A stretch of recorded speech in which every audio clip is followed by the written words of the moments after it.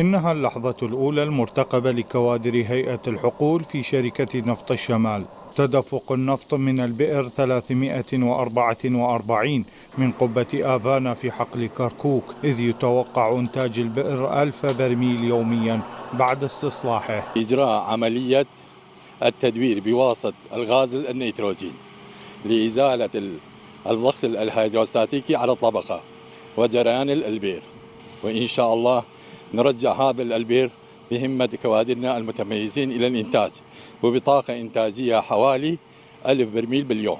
وفي الوقت الذي تجري به عمليات إحياء آبار سربشاخ، أنجزت الأعمال في حقل باي حسن تحديدا عند آبار 87 و146 و165 التي تنتج قرابة 4000 برميل.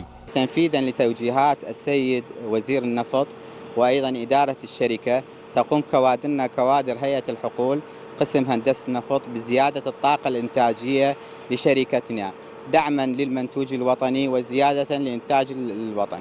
نهضة واضحة في مجال تطوير حقول نفط الشمال التي يتصاعد إنتاجها بشكل ملحوظ بعد إحياء وتنشيط آبارها. جهود حثيثة لتطوير حقول نفط الشمال، أياد وطنية تعمل على مدار الساعة من أجل تعزيز مكانة العراق في الأسواق العالمية. من حقل سربشاخ النفطي في غرب كركوك، محمد صغير، العراقية الإخبارية.